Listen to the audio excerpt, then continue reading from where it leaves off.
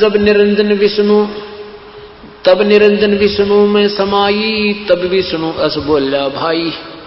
कह विष्णु मौसम को आही, चार पदार्थ हमसे पाई, काम मोक्ष धर्मार्थ माही, चाहे जौन देऊ मैं ताही। कहते हैं चार मुक्ति है मेरे पास और चार पदार्थ हैं, अर्थ धर्म काम मोक्ष में जिसको दे दूं मेरे से बड़ा कोई नहीं और ज्योत निरंजन से ऊपर कोई प्रभु नहीं है। अब विष्णु जी भी अंग्रेजी बोलने लग गया तो परमात्मा ने सोचा ये तो इसमें भी काल बोल गया, कहीं भी यू काल प्रवेश कर गया, इसकी बुद्धि बदल दी पौड़ी आत्मा की। उसके बाद परमात्मा कहां पहुंचे? शिव जी के पास।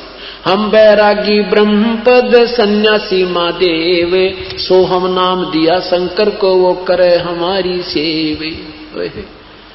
कबीर परमात्मा कहते हैं कि हम बैरागी ब्रह्मपद सन्यासी महादेव और सोहम मंत्र दिया शिव जी को, वो करे हमारी सेव।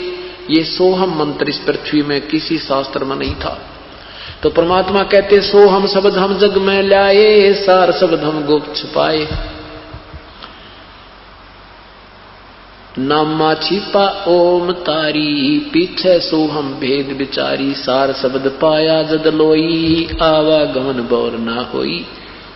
श्री राम नामदेव जी पहले ओम नाम जपते थे, फिर परमात्मा उनको मिले आकर के ऐसे ही गुप्त रूप अन्य रूप बना के फिर उनको सारी विधि बताई, फिर वो सोहम नाम भी साथ में प्राप्त किया।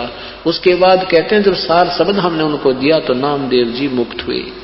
जबकि पहले ओम नाम के जाप से भी बहुत सिद्धियां थी, मंदिर भी फेर दिया था, पत्थर को दूध भी पिला दिया था, लेकिन नामदेव की मुक्ति नहीं थी जब तक ये सार शब्द नहीं मिलता। अब पुण्यात्माओं यो ज्ञान इतना उलझ पुलझ हो गया कि अब ऐसा बताया जाए तो आम आदमी को स्वीकार्य नहीं होता, क्योंकि वो निराधार ज्ञान हमने लोक वेद गणा सुन रखा है। तो हम क्या बताते हैं?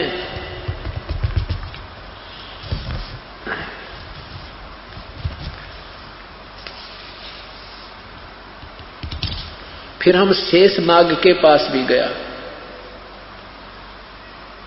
फिर हम शेष नाग के पास भी गए, उसको भी समझाया, लेकिन शेष नाग ने भी नहीं मानी बात। तब पुन नाग लोक चल गयो, ता से कहू कुछ कहबे लेऊ, पुरुष भेद को जानत नाही, लागे सभी काल की छाही। परमात्मा के बारे में कोई नहीं जानता धर्मदास, सब काल के जाल में, काल के आधार पर आधारित है। राखनहारा और चिन्हो भाई, यम सो तो को ले छुड़ाई। ब्रह्मा विष्णु रुद्र जे ध्यावे, वेद जाको गुण नित दिन गावे। जोई पुरुष कहो राखनहारा, सोई तुमको लेकर है गारा। जिसको तुम कहते हो ना ये हमारा भगवान है, वही तुम्हें मार रहा है, परमात्मा बता रहे हैं। शेष खान विष तेज स्वभावु, बचन प्रति हृदय नहीं आओ। अब शेष नाग के कहते ज्यादा ही वो विष का दबाव था, उसने एक नहीं मानी।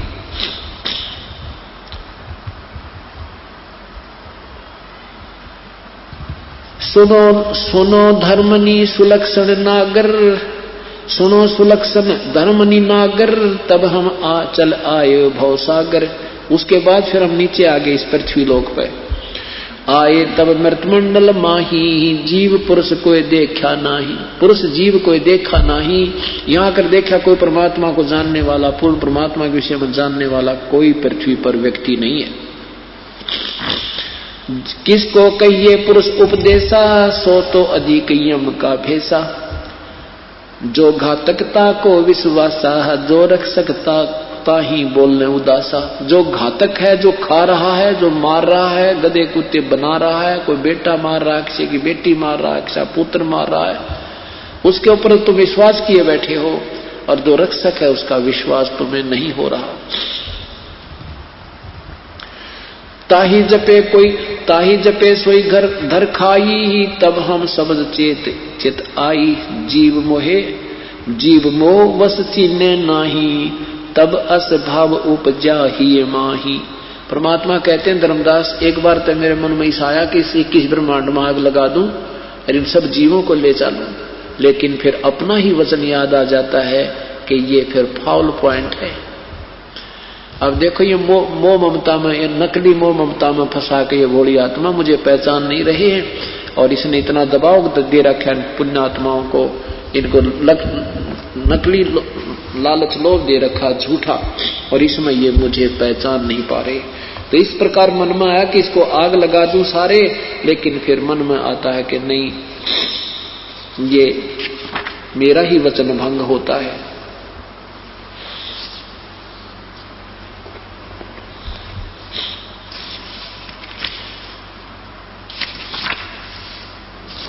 उसके बाद परमात्मा ने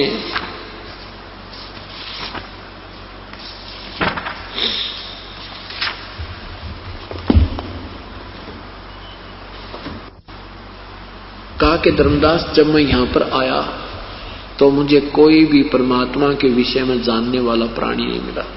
तो क्या बताते हैं, मेरे साधो भाई सब जग भूला पाया, मेरे साधो भाई सब जग भूला पाया। इसी भूल में ब्रह्मा भूला जिसने वेद सरसाया, इसी भूल में ब्रह्मा भूला जिसने वेद सरसाया। वेद पढ़ियो पंडित भूला वो मर्म भेद ना पाया, मेरे साधो भाई मुझे सब जग भूला पाया, मेरे साधो भाई सब जग भूला पाया। इसी भूल में विष्णु भूला जिन वैष्णो धर्म चलाया, इसी भूल में विष्णु भूला जिन वैष्णो धर्म चलाया। तीर्थ व्रत का बांध महात्म बहुविध जीव फसाया, मेरे साधो भाई सब जग भूला पाया, मेरे साधो भाई सब जग भूला पाया। इसी भूल में शंकर भूला जिन भिक्षुक पंथ चलाया, इसी भूल में शंकर भूला जिन भिक्षुक पंथ चलाया। सिर पर जटा हाथ में खप्पर ये घर घर अलख जगाया, मेरे साधो भाई मोहे सब जग भूला पाया, मेरे साधो भाई सब जग भूला पाया। इसी भूल में भूले मच्छंदर जिन संगल दीप बसाया, इसी भूल में भूले मच्छंदर जिन संगल दीप बसाया। विषय वासना के वश होकर अपना योग नसाया, मेरे साधो भाई सब जग भूला पाया, मेरे साधो भाई सब जग भूला पाया। इसी भूल में मोहम्मद भूला जिन न्यारा धर्म बनाया, इसी भूल में मोहम्मद भूला जिन न्यारा धर्म बनाया। तरतरिया संग फिरा वर्मता लिंग और मूछ कटाया, मेरे साधो भाई सब जग भूला पाया, मेरे साधो भाई सब जग भूला पाया। कह कबीर सुनो भाई साधो इस भूल का मर्म ना पाया, कह कबीर सुनो भाई साधो इस भूल का भेद ना पाया। जिसने पा गया भेद भूल का वो गर्भवास नहीं आया, मेरे साधो भाई सब जग भूला पाया, मेरे साधो भाई सब जग भूला पाया। तो क्या बताते हैं धर्मदास, जब मैं यहां आया तो मुझे कोई भी जीव परमेश्वर के विषय में जानने वाला नहीं मिला। ब्रह्मा विष्णु महेश आदि जिनको तुम पूर्ण प्रभु मानते हो, इनको भी कोई तत्व ज्ञान नहीं था, और न ही मोहम्मद जैसे साधकों को और न ही मच्छंदर जैसे नाथों को भी कोई ज्ञान नहीं था। और जिसको ये तत्व ज्ञान हो गया फिर वो जन्म मृत्यु में नहीं आता। पवित्र गीता जी के अध्याय नंबर 7 के मंत्र नंबर 29 में कहा है, श्लोक नंबर 29 में कहा है कि जिसको पूर्ण आध्यात्मिक ज्ञान हो जाएगा, अर्थात जो तत्व ज्ञान से परिचित हो जाएगा। और मैं जो संकेत कर रहा हूं गीता जी के अध्याय नंबर 4 के मंत्र नंबर 34 में कि परमात्म तत्व के बारे में किसी तत्व ज्ञानदर्शी संत से पूछो, फिर वो जैसे विधि बतावे फिर वैसे भक्ति करो। कहते हैं फिर वो ऐसे इस मेरी बात पर आधारित होकर इस ज्ञान को जो परख लेगा, समझ लेगा, किसी तत्वदर्शी संत की तलाश कर लेगा और वो उस परमात्मा को जान लेगा, फिर वो जरा और मृत्यु से ही छूटने का प्रयत्न करता है। वो फिर यहां संसार में नहीं रहेगा। यही परमात्मा कहते हैं कि जिनको इस भूल का भेद मिल गया कि हम कैसे चक्कर में पड़े हुए हैं, आज पता है। आज हम सोचते हैं ये पुत्र मेरा है, ये पुत्री मेरी है, ये पति मेरा है, ये पत्नी मेरी है, ये कार मेरी है या कोठी मेरी है। कल मृत्यु हो जाती है, हमारा कुछ भी नहीं है। तो ये भूल जब हमारे हृदय से हट जाएगी, कहते हैं फिर यहां से फिर कोई यहां की वस्तु नहीं मांगता, जन्म और मृत्यु से छूटने का प्रयत्न करता है। अब 7वें अध्याय का 29वां श्लोक देखिए।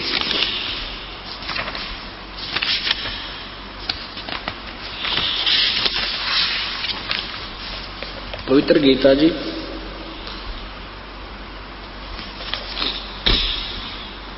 ये देखना, अध्याय नंबर 7 का मंत्र नंबर 29।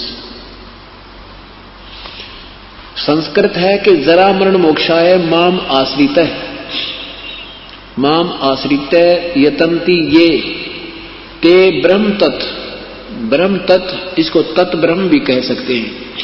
वे ते तत् ब्रह्म विदु, जो केवल जरा माने बुढ़ापा और मरण माने मृत्यु के मोक्ष के लिए ही जो मेरे इस ज्ञान के ऊपर आश्रित होकर प्रयत्न करते हैं, वो उस परमात्मा को जान चुके हैं। और कृष्णम माने सारे अध्यात्म कर्मम च अखिलम, और सारे अध्यात्म कर्म यानी यहाँ के जो भक्ति ज्ञान को समझ चुके हैं, वो ही जन्म मृत्यु से छूटने का प्रयत्न करते हैं। जो मेरे माम आश्रित है, मैं जो ज्ञान दे रहा हूं इस पर जो आश्रित हो जाते होंगे हो जाएंगे, वो फिर जन्म जरा और मरण से छूटने के लिए यत्न करते हैं। वे साधक तत् ब्रह्म, तत् माने उस, ब्रह्म माने ब्रह्म को, उस ब्रह्म को, वो तत् ब्रह्म यानी पूर्ण परमात्मा को, परम अक्षर ब्रह्म को और संपूर्ण अध्यात्म को तथा संपूर्ण कर्म को जानते हैं। वो सारे कर्म को जान चुके हैं जो यहां से जन्म और मृत्यु से ही छूटने की अर्ज प्रार्थना और प्रयत्न करते। अब देखो वही परमात्मा आप बता रहे हैं, वही वेद हमारे सदग्रंथ बता रहे हैं। तो तीसरे में क्या लिखा है, अब 7वें अध्याय का 30वां श्लोक, ये केवल 7वें अध्याय में 30 मंत्र है, उसके बाद 8वां प्रारंभ होता है। इसमें लिखा कि जो अधिभूत अधिदेव सहित तथा अधियद सहित मां मुझे अंत काल में भी जानते हैं, वे युक्त चित्त वाले जो मुझे ही जानते हैं। कहते हैं एक तो दो बात कही है कि एक तो जो पूर्ण आध्यात्मिक ज्ञान को समझ जाते हैं वो तो यहां से छूटने की प्रयत्न करते हैं, और जो केवल अपने निष्कर्ष से मुझे ही भगवान माने बैठे हैं वो मुझे ही जानते हैं और नहीं जान पाते, वो मेरे जाल में रह जाते हैं। यही गीता जी के अध्याय नंबर 15 के मंत्र 16 और 17 में पूरी सतीथि बताने के उपरांत कि वो परमात्मा कोई और है, वही पूजा के योग्य है, वही सबका पालन करता है और वही जो है सर्वशक्तिमान है, वही वास्तव में पुरुषोत्तम है।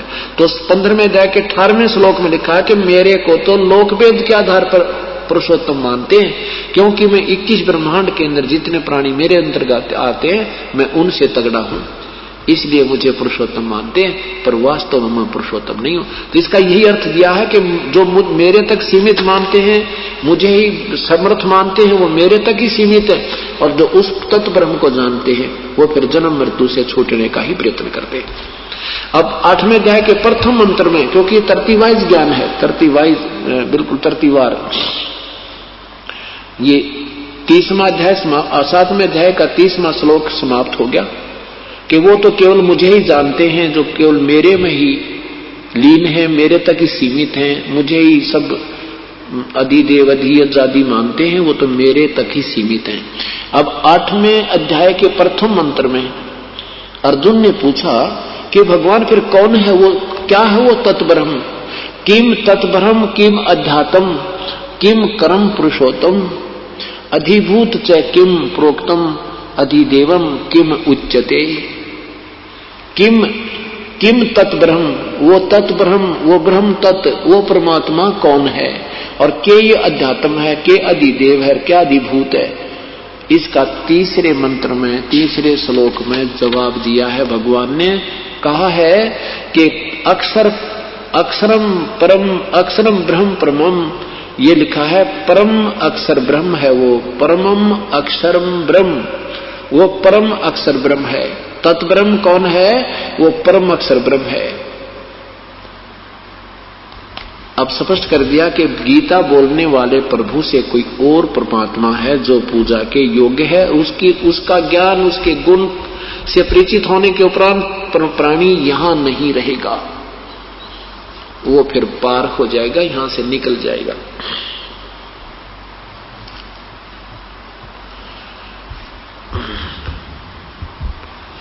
धर्मदास जी को परमात्मा बता रहे हैं कि धर्मदास मैं चारों युगों में आया हूं। तो क्या बताते हैं अब धर्मदास जी परमेश्वर के विषय में, परमेश्वर की महिमा का एक शब्द सुनाते हैं। तुम कर दो पल में पार हो जा रज़ा तेरी, तुम कर दो पल में पार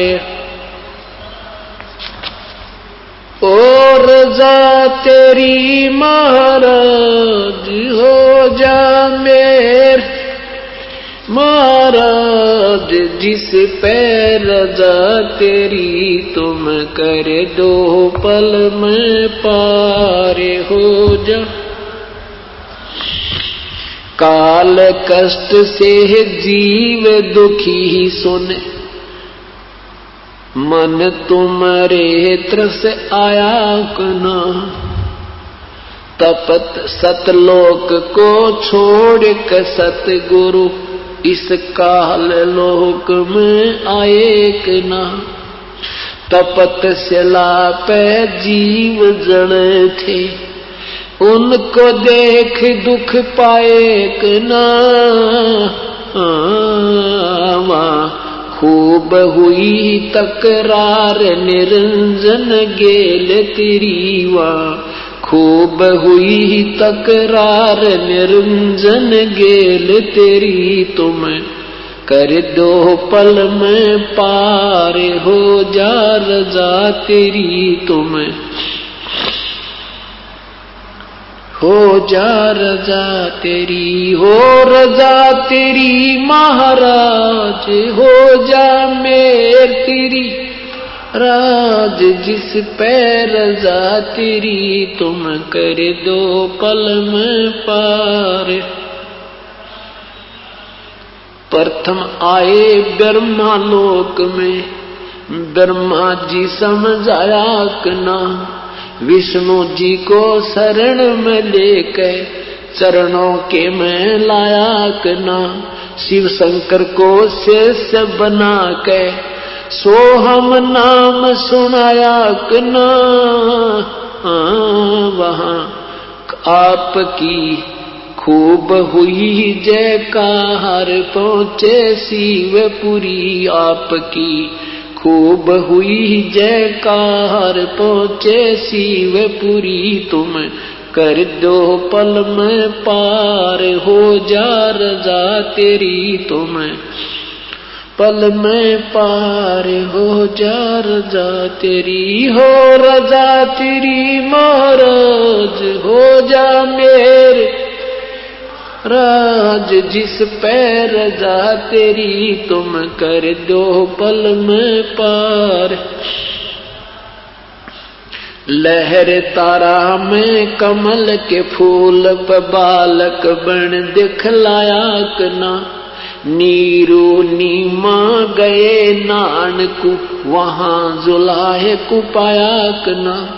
काजी आगे नाम धरण को वहां नाम कबीर रखवाया कना।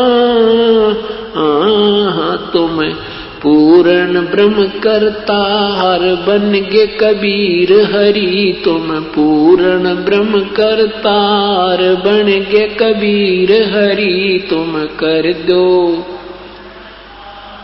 हो जा रजा तेरी, हो रजा तेरी महाराज जिस पे मेहर तेरी महाराज। हो जा रजा तेरी तुम पल में पार हो जा।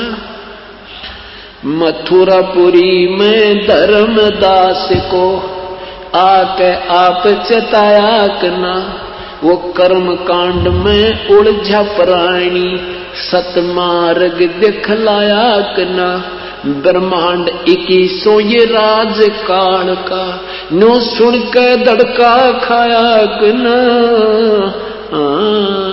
तुमने दे दिया सबद सार गीता दूर धरी। तुमने दे दिया सबद सार गीता दूर धरी। तुम कर दो ओ रजा तेरी महाराज जिस पे मेर तेरी महाराज। हो जा रजा तेरी तुम कर दो। बलख बुखारे में संत कैद किए आके आप छुटवाए कना। मैला ऊपर ऊंट मैला ऊपर ऊंट महल शराब बताए कना। मैला ऊपर ऊंट महल सरा कहीं सुन के चक्कर आए कना। बंदी होकर सेज बिछाई तन 3 कोरड़े खाए कना। तुम नर से बन गे नार ओढ़ा चीर जरी। तुम नर से बन गे नार ओढ़ा चीर जरी। तुम कर दो पल में पार हो रजा तेरी महाराज। हो जा राज जिस पे रजा तेरी तुम।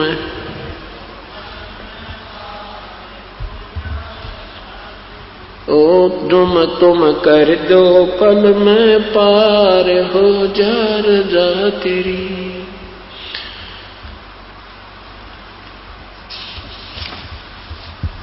रामानंद योग में उलझे शस हो के सुलझाए कि ना।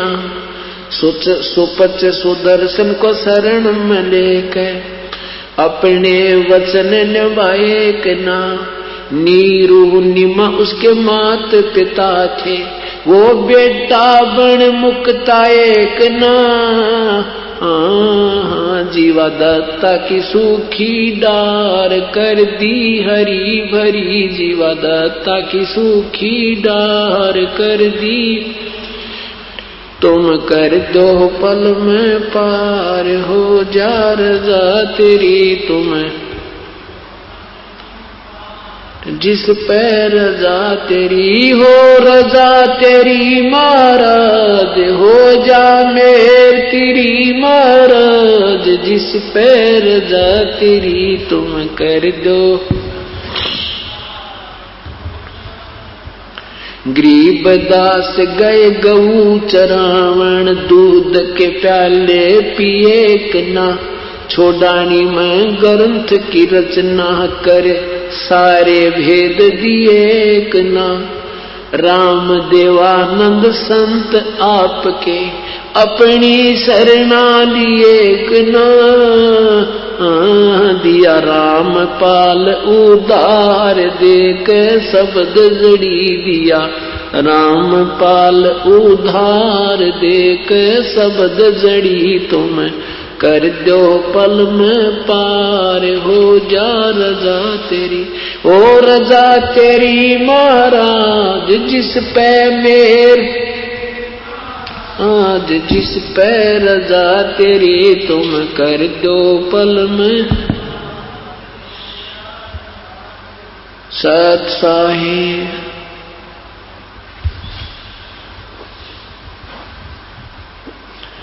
परमात्मा के विषय में गुणगान किए हैं कि हे प्रभु, हम तो आपके साथ बहुत दुर्व्यवहार करके आए थे और फिर भी आपने अपनी अंश आत्माओं पर रहम आया। क्या बताते हैं कि काल लोक में कष्ट से जीव दुखी सुने, काल कष्ट से जीव दुखी सुने, तुम्हारे मन तरस आया कि ना। आपके मन में देख फिर भी हमारे प्रति इतना रहम आया मेरे प्रभु। और सतलोक न छोड़कर परमेश्वर इस काल लोक में आया कि ना। हम तो निकम्मे थे दाता, कहे बुरा कर्म किया, हमने आपको भूल के इस काल में आस्था कर दी। ये प्रभु आप फिर भी हमारे पीछे पीछे लगे रहते हो। और तपस्या पर जीव जने थे, उनको देख दुख पाया कि ना। पुण्यात्मा, अपना पुत्र या पुत्री कितनी ही गलती कर दे माता पिता, उसके दुख में फिर भी दुखी रहते हैं। और पता होता है कि ये जो मेरी आज्ञा का उल्लंघन करके जो ये कर्म कर रहे हैं इनको हानि होगी, फिर वो दुखी होते हैं, तो भी माँ बाप उनके कष्ट में दुखी ही हुआ करते हैं। ऐसे परमात्मा हमारे लिए भ्रमते भटकते रहते हैं और फिर भी हम इस परमेश्वर पर विश्वास नहीं कर पाते, क्योंकि काल हमें ज्यादा जो है भ्रमित किए हुए। क्या कहते हैं? अनंत कोट बाजी जहां हम रचे सकल ब्रह्मंडे, गरीबदास हम के करें यू काल करे जीव खंडे। आदरणीय गरीबदास साहिब जी कहते हैं कि कबीर परमात्मा हमें समझाते हैं कि मैं सारे ब्रह्मांडों का रचनहार, सब सृष्टि का मालिक हूं मैं, और फिर भी ये काल की बातों में ये जीव शीघ्र आ जाते हैं। ये झूठा लालच देकर काल से, ये काल के दूत, ये अन्य नकली संत मेरे जीव आत्माओं को मेरे से तोड़ ले जाते हैं, मेरी मर्यादा से बाहर कर देते हैं। तो गरीबदास कबीर साहब कहते हैं कि इब मैं के करूं यू काल करे जीव खंड, क्योंकि हमारा एक नियम बना हुआ है कि जो हमारी पूजा करेगा वो हमारा हो, और जो हमारी पूजा करेगा वो हमारा सेवक है। जो काल की साधना करेगा वो काल का होगा, उसमें हम डिस्टर्बेंस नहीं करेंगे। और ये काल हमारे से भलो भला कर ले जाता है। तो क्या बताते हैं? मैं रोवत हूं सृष्टि को, ये सृष्टि रोवे मोहे, गरीबदास इस वियोग को समझ न सकता कोई। मैं तो कहता हूं कि मैं परमात्मा हूं और ये पुण्यात्मा मेरी ही तलाश में घूम रहे हैं और सुख की कामना कर रहे हैं, और जिन भगवानों से ये आस्था किए हुए हैं उनसे ये सुख नहीं हो सकते। जो एप्लीकेशन ये लेकर फिर रहे हैं, जो प्रार्थना पत्र ये जिनके सामने रख रहे हैं, ये उन सुखों को नहीं दे सकते। और मैं कहता हूं मैं तुम्हारी ये सब दुख दूर कर दूंगा, पर तुम मुझ पर दृढ़ विश्वास करो। मुझे ये भगवान नहीं मानते। मैं रोवत हूं सृष्टि को, मैं सबको कहता हूं मैं भगवान हूं, मैं कबीर परमात्मा है, ये सारी सृष्टि का रचनहार हूं, मैं जो चाहे सो कर सकता हूं, पर मेरे पर विश्वास करो, मेरी मर्यादा में रहो, मेरा मर्यादा भंग मत करो। और ये संसार मुझे रो रहा है, मुझे ढूंढ रहा है, और मैं कहता हूं मैं हूं। फिर क्योंकि ज्ञान, इस नकली ज्ञान के आधार पर, असत्य ज्ञान के आधार पर तुम मुझे पहचान नहीं पाते। गरीबदास जी कहते हैं, यानी कबीर साहब कह रहे हैं, गरीबदास जी समझा रहे हैं कि हमारे इस वियोग को, हम जो एक दूसरे से विमुख हुए बैठे हैं, अब इसने कौन समझावे। इसी के लिए एक तीसरे व्यक्ति की, गुरु की आवश्यकता होती है, जो जीव और पीव का मेल करा दे, जो जीव को पीव का दृढ़ निश्चय करवा दे कि सच अब चाहे को कितना ही विद्वान बना फिर उसको दृढ़ निश्चय कति नहीं है, वो जब वह फेल हो जाए 2 मिनट में तीसरी बात उस पर चला नहीं, क्योंकि उसका ज्ञान निराधार है। और अब हमारा ज्ञान बिल्कुल आधार होगा, शिला पक्की रखी गई। अब हमें ज्ञान में विचलित कोई प्राणी नहीं कर सकता, और ज्ञान में हम विचलित नहीं होंगे तो भगवान हमारे निकट होगा, क्योंकि हमारी बुद्धि भगवान से दूर नहीं हो सकती, चाहे हमारे पर कितना कष्ट आ जाए। हम फिर इस बात से परिचित हो जाएंगे कि जब हमें परमात्मा के चरणों में भी कष्ट है, इनकी शरण में आने से भी दुख है, इनसे और कौन सा प्रभु है जहां हमें कोई सुख हो सकता है। इतना दृढ़ विश्वास और इतना पूर्ण निर्णय हो जाएगा, जैसे जो पुण्यात्मा इस तत्व ज्ञान से परिचित हो जाएंगी फिर वो विचलित नहीं हो सकते, उनको पृथ्वी पर और सहारा नजर नहीं आएगा। कैसे हो जाएंगे? बंदी छोड़ दयाल जी तुम लग हमारी दौड़े, जैसे काग जहाज का अब तक न दूजी ठोरे। अब क्या याद दिलाते हैं परमात्मा के जब पूर्ण ज्ञान तुम्हें हो जाएगा फिर मेरे अतिरिक्त तुम्हें इस पृथ्वी पर कोई भगवान नजर नहीं आएगा जिसका तुम सहारा तकने चल पड़ोगे, और तब ही मैं तुम्हें पार करूंगा। अब क्या बताते हैं कि जैसे समुद्री जहाज के ऊपर एक कौवे बैठकर चले जाते हैं और वो यात्री खाना खाते हैं, उन कौवों को टुकड़ा डाल देते हैं, वो उसके साथ चले जाते हैं और उसी में बैठकर वापस आ जाते हैं। तो जहाज के चालकों को उन कौवों से एक और काम लेना होता है कि रात्रि के समय 100-150 से 200 किलोमीटर यात्री यात्रा कर लेते हैं, तो सुबह जब सूर्य उदय होता है तो यात्री उस समय के पहले के यात्री और वो चालक असमंजस में पड़ जाते थे कि हमारी दिशा सही है कि नहीं, क्योंकि उस समय ये इतने अच्छे इंस्ट्रूमेंट नहीं थे। उसमें दिशा सूचक होते थे जो कई जगह ऐसे चुंबकीय चट्टानें आ जाती थी जिसके कारण वो डिस्टर्ब हो जाते थे, दिशा बदल जाते थे। वो अपने दिशा सूचक को चेक करने के लिए, उसकी परख करने के लिए उस कौवे का सहारा लेते थे। कौवे में परमात्मा ने ऐसी शक्ति दी है कि जब वो जहां से वो उठाया जाएगा तो वो वहां उसी दिशा को चलता है जिस दिशा से वो चले थे। तो जहाज के जो चालक है वो क्या करते थे, उस कौवे को डला मार देते, पत्थर मारते, उसको जहाज से उड़ा देते, विवश कर देते उड़ने को। वो फिर उस दिशा में चलता जिस दिशा से वो आए थे, जहां से चले थे। पूर्व से चले थे तो वो पूर्व की तरफ ही उड़ेगा, सीधा उड़ेगा। तो इससे वो अपना आइडिया लगा लेते हैं कि हम ठीक चल रहे हैं, फिर अपने जहाज को सेट कर देते। और कौवा फिर देखता है 1 किलोमीटर जाता है, 2 किलोमीटर जाता है, उसने देखा कि तक कोई बैठने का स्थान नजर नहीं आ रहा, तो वापस आकर उस समुद्री जहाज पर ही वो विराजमान होता, उसने कोई और स्थान दिखाई नहीं देता, वो सब जगह डूबने की नजर आती। ऐसे ही जब आप परमात्मा के विषय में पूर्ण परिचित हो जाओगे, तत्ब्रह्म के विषय में यानी परम अक्षर ब्रह्म के विषय में, फिर आपको इस पृथ्वी पर कोई भगवान दृष्टि गोचर नहीं होगा जिससे हम अपनी सुरक्षा की या अपनी मनोकामना पूर्ण की अर्ज करेंगे। वो सब डूबने वाले होंगे, उस समुद्र के जल की तरह होंगे, वहां केवल जहाज ही सपोर्ट होगा। अब परमात्मा क्या कहते हैं कि मेरी शरण में आकर तुम्हें सुख होते हैं और उन सुखों को देखकर ही तुम लगे रहोगे या कभी कोई कष्ट आएगा तो भी तुम लगे रहोगे। तो उसके विषय में क्या बताते हैं परमात्मा,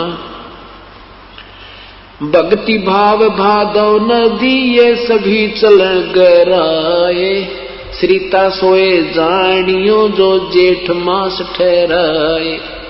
आपके ज्ञान का, आपकी आस्था का जब पता चलेगा, तब पता चलेगा जब तुम्हें कोई आपत्ति आवेगी, और वो आपत्ति होगी आप ही के दुष्कर्म, भयंकर दुष्कर्म की, और वो थोड़े में टल जाएगी। और उस थोड़ी सी आपत्ति को देखकर भी तुम डगमग होते हो या नहीं होते हो, परमात्मा ये संकेत करते हैं। क्या कहते हैं? जैसे भादव महीने में बहुत ज्यादा वर्षा होती है और इतनी वर्षा होती है कि इतना जल वर्षा हो जाती है कि छोटे मोटे नाले भी ओवरफ्लो होकर के और बहुत दूर तक बहकर दरिया का रूप धारण करके चल पड़ते हैं। ऐसा लगता है जैसे दरिया आ रही हो। और जब वो वर्षा बंद हो जाएगी उनकी औकात का पता लग जाता है, उनमें वो छोटे छोटे नाले होते हैं और वो भी समाप्त हो जाते हैं। लेकिन दरिया उसको जानना कि उस समय भी जेठ मास में भी उसमें जल प्राप्त हो, जल मिल जाए तो वो सही दरिया है। नहीं तो जब वर्षा होती है तो दरिया और छोटे नाले एक जैसे ही लगते। तो परमात्मा यूं समझाना चाहते हैं कि जैसे तुम्हें सुख हो रहे हैं तो आपको सत्संग रूपी और परमात्मा की मेहर रूपी वर्षा हो रही है तो सारे भगत दिखाई देते हैं, जय जयकार कर रहे हैं। और घर में कोई ऊक चूक एक होगी और फिर तुम स्थान पर टिके रहोगे तो तब तुम्हारी भक्ति की गहराई का पता लगेगा, तुम्हारी ज्ञान की गहराई का पता लगेगा। भक्ति भाव भादव नदी ये सभी चले गहराए, यानी खूब उमंग का चलती नजर आती है। भादवे में सब छोटी मोटी नहरें भी दरिया का रूप धारण करती हैं। श्रीता सोए जानियो जो जेठ में ठहरावे, कोई आपत्ति आवेगी फिर तुम ठोट ठिकाने पड़े रहोगे, तब तुम्हारे ज्ञान और भक्ति की गहराई का पता लगेगा, तुम सचमुच भगत हो। तो परमात्मा क्या कहते हैं? सुख के माथे पत्थर पड़ो जो नाम हृदय से जावे, बलिहारी व दुख के जो पल पल नाम रटावे। कहते हैं भगवान ऐसा सुख भी ना देना जो तेरी याद भूल जा। हे परमात्मा ऐसा कष्ट भी हमारे ऊपर रखना, तेरे चरणों में हम पड़े रहें, संसार से विरक्त हो जावें, इस संसार के असार का हमें असारता का पता लग जावे। तो परमात्मा क्या बताते हैं? साथी हमारे चले गए, साथी हमारे चले गए भाई हम भी चालन हारे, कोई कागज में बाकी रह रही तात लगी है वार। अब परमात्मा कहते तुम कितनी आयु मांगोगे मेरे तय, कितनी आयु चाहते हो मेरे से? ये तो जीना तो थोड़ा ही भला जैसे सत्य सुमरण हो और ये लाख वर्ष का जीवना लेखद रहना को। अगर आपकी सत साधना है तो आपका 1 2 वर्ष 4 वर्ष 10 वर्ष का जीवन बहुत है। बाकी तो कितना ही उम्मीद कर लो, इस जीवन की आस किसी से छूटी ही नहीं है। हाँ छूट जाएगी जब आपको सही ज्ञान हो जाएगा। जब आपको सही ज्ञान हो जाएगा आप ऐसे तैयार रहोगे जैसे पहले लड़की की शादी हो जाती थी, फिर एक टाइम फिक्स किया जाता है ताकि बटे हुआ होगा और ले जाएगा तो वो अपना सारा दूसर तैयार करके तैयार रखा करती कि आज आ जावा तड़के चाली। तो अब फिर आपको ये पूर्ण ज्ञान हो जाएगा, विश्वास हो जाएगा कि आज परमात्मा संदेशावत तुरंत तैयार है चलने के लिए, क्योंकि ये लोक रहने का कोना, ये ठिकाना हमारा रहने का नहीं है। हम तो यहाँ धक्का करे बैठे हैं और ये धक्का भी हमारा नहीं चला, क्योंकि कोई समय हमारा शेष है। जो चले गए उनका समय आ गया, हमारा कोई शेष रहता है, इसलिए देर लग रही है ना। हम भी यहाँ से तुरंत प्रस्थान कर जाएंगे। पतझड़ आवत देखे के वो बन रोवे मन माही, ऊंची डारी पात थे आज पीड़े हो जाए। इस काल के लोग की व्यवस्था बताते हैं परमात्मा, तुम किस पर राजी हुए बैठे हो और यही की चाह तुम मांगते रहते हो, तो यही की इच्छाएं तुम पूर्ति कराते रहते हो और भक्ति भूल जाते हो नादानो। तो क्या बताते हैं कि जैसे जंगल में वन में एक वर्ष वो वृक्षों के ऊपर पत्ते ऐसे हरे भरे रहते थे, फटफट फटफट करते थे, मस्ती मार रहे थे। अब पतझड़ आते वो पीले होकर टूट टूट कर गिर रहे। अब वो वन कहता है ये क्या हो गया, ये कल तक तो हरे भरे थे, आज सारा विनाश हो गया, उजड़ गए। ऐसे ही परमात्मा कहते जब महाप्रलय होगी या कोई ना पावे।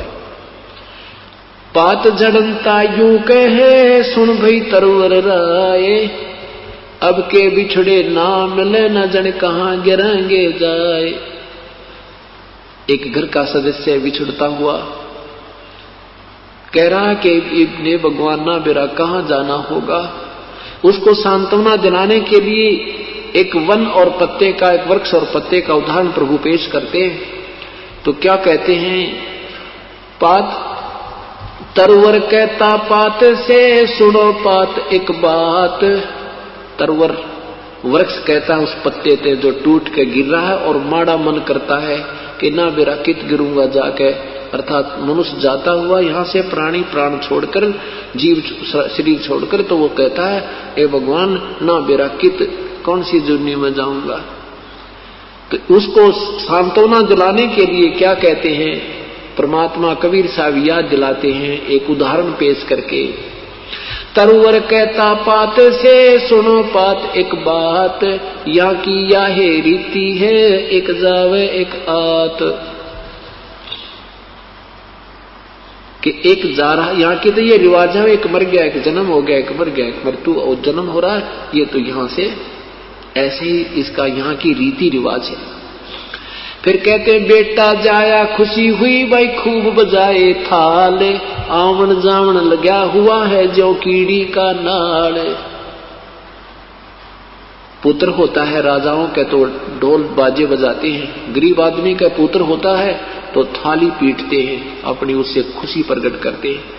परमात्मा कहते हैं क्या के ऊपर खुशी मना रहे हो, ये तो आना जाना लगा रहा है जैसे कीड़ी का नाड़, कीड़नाड़ होता है, हजारों कीड़ी लाखों इधर जा रही है लाखों इधर आ रही है। कहते ये तो यहाँ का रोज का काम है। उसके लिए परमात्मा हमें याद दिलाते हैं। साथी हमारे चले गए हम भी चालन हारे, कोई कागज में बाकी रह रही तात लगी है वार। आए हैं सो जाएंगे ये राजा रंक फकीर, एक सिंहासन चढ़ चले एक बांधे जा जंजीर। जाना तो सभी ने पड़ेगा लेकिन जाने जाने में बहुत अंतर है। एक तो दोषी की तरह पकड़ कर ले जाएंगे यम के दूत जिन्होंने सत भक्ति नहीं की, और एक परमात्मा लेकर जाएगा जिन्होंने सत साधना मर्यादा में रहते हुए की है। तो इस प्रकार प्रभु हमें याद दिलाते हैं कि यहां संसार में हमने चलने की तैयारी पूरी रखनी चाहिए। हमने यहां से चलने की पूरी तैयारी रखनी चाहिए, बिल्कुल कल के लिए नहीं छोड़ना चाहिए। अपनी भक्ति करो और डट कर करो, सच्चे हृदय से करो, थोड़ा ही समय वो सत सुमरण बहुत हो जाता है। क्या बताया है कि मौखिक जाप 1000 बार और मानसिक जाप 1 बार, मानसिक जाप 1000 बार और श्वास का सिमरन 1 बार, विधिवत मर्यादा में रहते हुए पूरे संत से प्राप्त करके। तो कितना हो गया, एक श्वास का जाप, एक मौखिक जाप 1000 से 1000 गुना करके देखो 10 लाख। एक श्वास के सिमरन का एक 10 लाख के तुल। जैसे ओम यू कहता है ना, ब्रह्म कहता है मेरा तो ओम नाम है, उच्चारण करके सिमरण करने का कारण तो उल्टा खुटा ठोकना कि ये इतनी भक्ति कर लें जो यहीं चक्कर में पड़े रहें और यहीं की साधना प्राप्त हो जाए। इसने वही मार्ग बताया, ओम ओम ओम ओम। जैसे महर्षि वाल्मीकि जी ओम ओम ओम मैं ओ ऐसे करने लगा तो उल्टा नाम जप्या जग जाना, वाल्मीक भय ब्रह्म समाना। राम राम नहीं जपया था वाल्मीकि जी ने, नहीं, क्योंकि ये ओम नाम नहीं कहा जाता। उपदेशी को नहीं कह सकता ओम नाम जप ले, या ये भी नहीं कह सकता वो ओम ओम जप रहा है, ये भी नहीं कहा जाता था। मर्यादा से हम दूर हो चुके हैं। वो तो साधक ही अपना मुख से जाप करता है और दूसरा कहता भी राम राम जप ले, राम राम कर, राम राम यानी राम का नाम जप। राम का नाम ये ओम मंत्र है। इस ब्रह्म तक के नाम का। और उस परमात्मा का नाम है वो 2 मंत्र का, 3 मंत्र का, ओम तत्सत, वो राम नाम है। तो यहां ओम ओम करके 10 लाख बार, और श्वास से जो हम विधिवत, क्योंकि अधिकारी बिना ये मंत्र काम नहीं करता, श्वास से जो ये दास आपको नाम देगा वो एक बार 10 लाख जैसे नाम का आपका काम करेगा। इतने धनी हो जाओगे तुम। एक तो 80 रुपए कमावे एक मजदूर, और एक फैक्ट्री का मालिक 10 लाख रुपए रोज उठाता है एक दिन की कमाई। तो ऐसे आपको ये धनी बनाने के तरीके बताए परमेश्वर ने। आपको यहां बार बार बुलाया जाता है तो आपको एक कदम यहां तक रखोगे विधिवत सच्चे हृदय से, एक कदम की कीमत आपको कहते एक यज्ञ के तुल्य होती है। हम बहुत युगों के ऋणी हो चुके, इन सब ऋणों से मुक्त इस तरीके से हुआ जाएगा। तो क्या बताते हैं, कहता हूं कई जाते हूं, कहूं बजा के ढोले, श्वास जो खाली जाते हैं ये 3 लोक का मोल। आदरणीय गरीबदास साहिब जी अपने परमेश्वर की महिमा अनुसार ज्ञान बताते हैं। इस सत्य नाम को जो 2 मंत्र का होता है, सत्य नाम पालड़े रंग होरी हो। एक तराजू के एक पालड़े में एक श्वास का नाम ये 2 मंत्र का होता है, ओम, और दूसरा जो आप जिसने उपदेश मिला उसको पता है। वैसे हमने पुस्तक में लिखा लेकिन हम सीधा नहीं बोल सकते, अनधिकारी को, अनुपदेशी को भी नहीं कहा जा सकता। सतनाम पालड़े रंग होरी हो। एक श्वास के सिमरन की कीमत एक पलड़े में रख दे तराजू में, और दूसरे में ये 14 लोक, इस काल के एक ब्रह्मांड के 14 लोक रखते, और 3 लोक पासंग धरे रंग होरी हो, तो न तुला तुलाया राम रंग होरी हो। पासंग क्या होती है, जो तुला होती है, तुला वो तराजू में कुछ डिफेक्ट होता है, उस अनबैलेंस्ड को बैलेंस करने के लिए जो सौदा तोला जाता था, जैसे कनक तोलते थे या गुड़ तोलते थे, गेहूं तोलते थे, तो उस गेहूं का ही कुछ हिस्सा बट्टों की तरफ रख लेते थे ताकि वो बैलेंस बनाने के लिए, फिर बट्टे उस साइड में रख देते थे, और शेष सौदा फिर दूसरे उस तराजू से उस तख्त पलड़े में रख रख कर तोला जाता था। तो परमात्मा कहते हैं ये 3 लोक जिन पर ब्रह्मा विष्णु महेश मालिक हैं, इन तीनों लोकों को तो तराजू के पासिंग बनाने के लिए, बैलेंस करने के लिए रख दे, और 14 लोक एक तरफ चढ़ा दे, तो ना वो कीमत परमात्मा के एक नाम की ज्यादा है, वो पलड़ा भारी रहेगा। ये 14 लोक का पलड़ा भी, भवन का, 14 द्वीप का ऊपर उठ जाएगा, ये 14 लोक भी ऊपर उठ जाएंगे, अर्थात इतनी कीमत है। तो पुण्यात्मा ये देखना अब ऋणी कितने हो। इतना सिमरण, एक सिमरण जो आप कर रहे हो उसके बाद भी अभी आप ऊपर को नहीं चल पा रही है आपकी आत्मा, तो आप कितना ऋणी हो।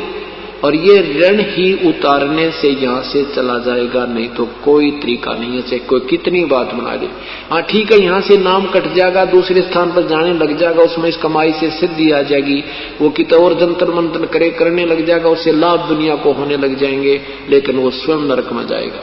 वो कमाई इकट्ठी करी थी वो झाड़ जाएगा, दुनिया में महिमा भी बन जाएगी, लेकिन 84 लाख योनियों का पात्र हो जाएगा।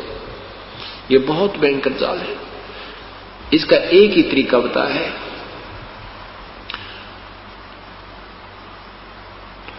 क्या बताते हैं, जीवन तय थोड़ाए भला,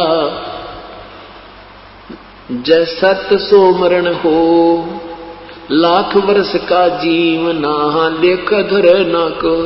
अगर सच्चे मन से मर्यादा में रहकर आपका थोड़ा भी सेवन हो गया तो भी आपका काम बन जाएगा, कोई दिक्कत नहीं। एक श्वास के सिमरण की कितनी कीमत, पर मर्यादा बहुत जरूरी है। मर्यादा टूटते ही आपका फिर पूंजी तो आपके पास रहेगी पर मुक्त नहीं हो सकते। और किस किस प्रकार विशेष कसक के साथ जो साधना की जाती है, कैसे जैसे मरता हुआ व्यक्ति और अपने जीवन की चाह में तड़फता है, याद करता है प्रभु को, उस कसक के साथ जब भगवान याद किया जाए तो तुरंत काम बन जाता है, बहुत शीघ्र अपन ऋण मुक्त हो जाते हैं। एक अंदर से विशेष कसक बनती है। उसके वैसे जो सिमरण करते हैं वो थोड़ा ही श्वास का सिमरण बहुत लाभ देता है। तो क्या बताते हैं परमात्मा कि जब हम यहां से चलेंगे तो काल का ऋण देना होगा। गीता जी के अध्याय नंबर 18 के मंत्र नंबर 66 में कहा कि सर्वधर्मान परित्यज माम एकम शरणम व्रज। सभी मेरे लेवल की जो धार्मिक पूजाएं तूने की हैं, ओम नाम का जाप और ये यज्ञ धर्म ये पुण्य जो हम कर रहे हैं, ये काल को यहीं छोड़ देना हमने। ये नहीं हम हमारे साथ जाएंगे, लेकिन इस बिना हम छूटे भी को ना। ये कहता कि मेरे जो लेवल की पूजा है वो मुझ में छोड़ दे, मेरे को दे दे, मैं तुझे ऋण मुक्त कर दूंगा। क्योंकि हम क्या करते रहे, ऋषि बनकर या जैसे साधना करके ओम ओम का नाम जाप करके महास्वर्ग में चले गए, फिर स्वर्ग में चले गए, अपनी पूंजी की मलाई खा ली और पाप न्यो के न्यो रह गए। और उन पापों को कुछ नरक में भोगा, कुछ 84 लाख योनि में भोगा, फिर भी ऋणी के ऋणी हम रहे। तो अब हम इस पूंजी का दुरुपयोग नहीं करेंगे, ना हम महादेव बनेंगे, ना हम ब्रह्मा विष्णु महेश की पदवी पाएंगे, और न ही हम यहाँ पृथ्वीपति बनेंगे। हम इस पूंजी को काल को दे देंगे, अपनी यहाँ से ऋण मुक्त हो जाएंगे। ये कहता है कि सर्वधर्मान परित्यज माम एकम शरणम व्रज। मेरी सब पूजाओं को मुझ में छोड़ के उस एक परमात्मा की शरण में जा। एकम जिसके बराबर दूसरा ना हो, अद्वितीय सर्वशक्तिमान प्रभु की शरण में। वर्ज माने जाओ, और इन अनुवादकर्ताओं ने गलत कर रखा कि वर्ज माने आओ कर दिया, आ जाओ।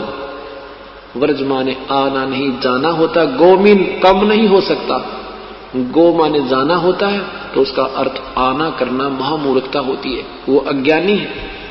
ऐसा ही ना अनुत्तम का अर्थ अति उत्तम किया है, ये अज्ञानी थे, ज्ञानी नहीं। अपने उल्ट पुल्ट सोच लड़ा के ऐसा बनता है, फलाना बनता नहीं, ये ज्ञानहीन प्राणी थे। तो क्या कहा कि सर्वधर्मान परित्यज माम एकम शरणम व्रज अहम तवा सर्व पापेभ्यो मोक्षामि मा शुच। तू चिंता ना करे, फिर मैं तुझे सब पापों से मुक्त कर दूंगा। क्योंकि पाप से ही, अपराध से हम दुख पाते हैं, नरक जाते हैं, गधे कुत्ते बनते हैं, टांग कटती है, आंखें फूटती हैं। हम जब इसका ऋण मुक्त कर देंगे तो ये हमें कुछ नहीं बनाएगा और हमारा यहाँ से पीछा छोड़ देगा। ओम नाम का जाप और ये साधनाएं हम यहाँ छोड़ देंगे। और प्रथम मंत्र जो आपको दिया जाता है वो ब्रह्मा विष्णु महेश और ये माता दुर्गा और गणेश जी के कमलों से हमने बरी होकर के त्रिकुटी तक पहुंचना है। और यहाँ की सुख सुविधा हम उस जेब खर्च से, जो हमारा पहला मंत्र, उससे लाभ मिलता रहेगा, जिससे हमारी ये श्वास के कीमत की पूंजी व्यर्थ नहीं होगी।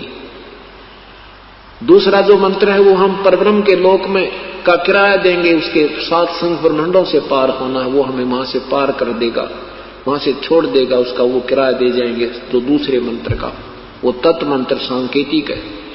और तीसरा मंत्र जो सार शब्द है वो हमें सतलोक प्राप्ति कराएगा। ऐसे हम मोक्ष को प्राप्त होंगे। बोलो सतगुरुदेव की जय। कि पूर्ण परमात्मा सतलोक से चलकर सर्वप्रथम तपतशिला पर आए, वहां पर उन तपतशिला पर जल रहे प्राणियों को वास्तविक ज्ञान कराया।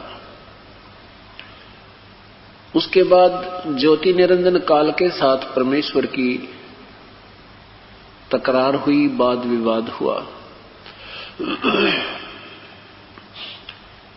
ज्योति निरंजन ने परमात्मा से प्रार्थना की कि हे प्रभु, 3 युगों में जीव कम ले जाना, चौथे युग कलयुग में आप कितने ही प्राणियों को सतलोक ले जाना। परमात्मा ने उसको ये वचन दे दिया कि ठीक है, सतयुग त्रेता द्वापर में मैं कम प्राणी ले जाऊंगा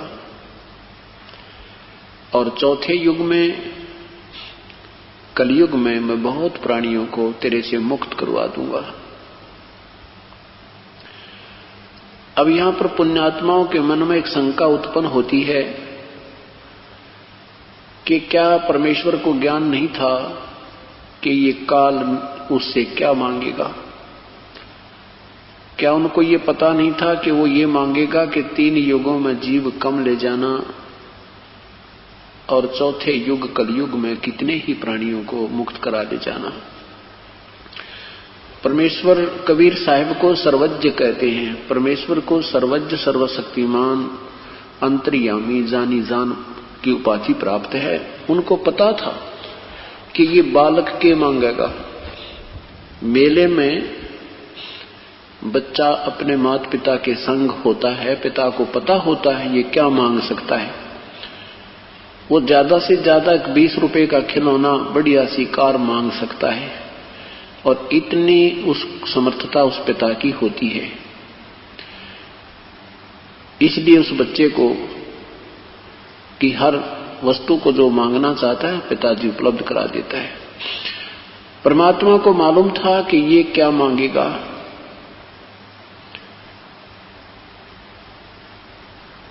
और उनको ये भी मालूम था कि 3 युगों में ये प्राणी घने दुखी ना हुए,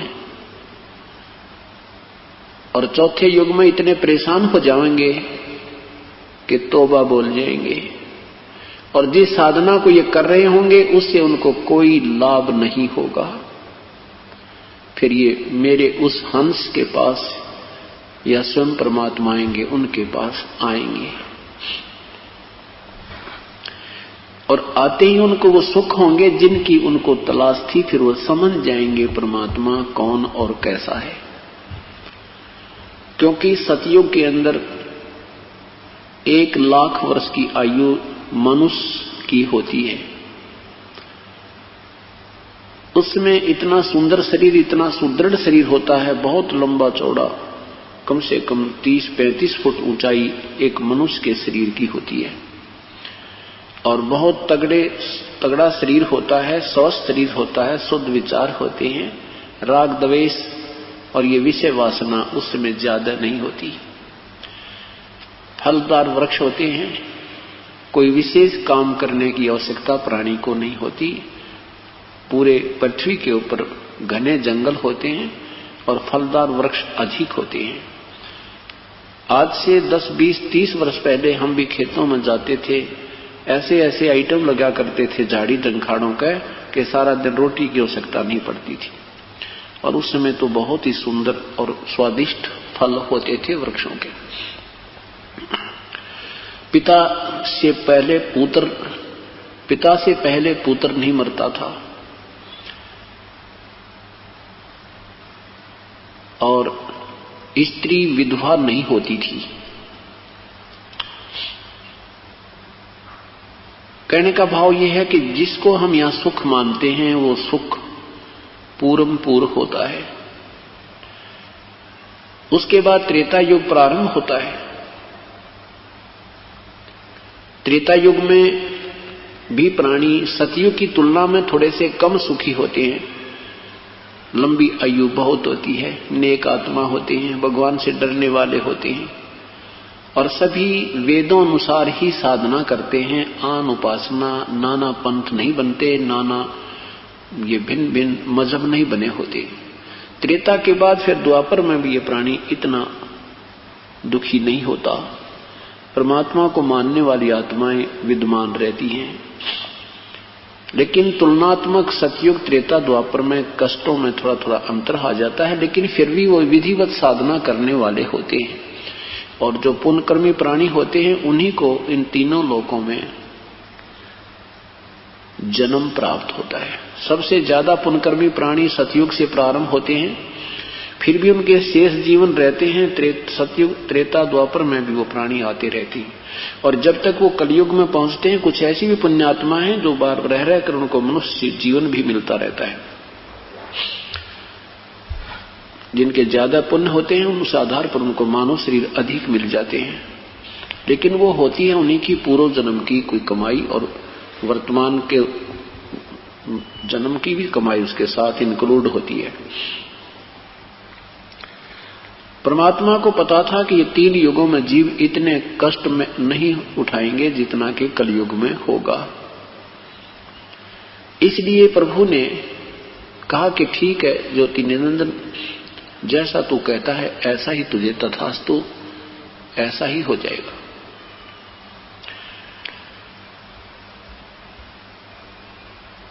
अब कलयुग में क्या होगा? काल ने कहा था प्रथम अंश हमा, प्रथम दूत प्रगटे मम जाई, पीछे अंश तुम्हारा आई। काल कहता है कि पहले मेरे दूत चले जाएंगे और सबको गुमराह कर देंगे, देवल धाम और देव पुजाई। जाओ ज्ञानी संसारा, जीव न माने कहा तुम्हारा। बेशक जाओ जोगजीत, तुम संसार में कोई भी प्राणी तेरी बातों को नहीं मानेगा।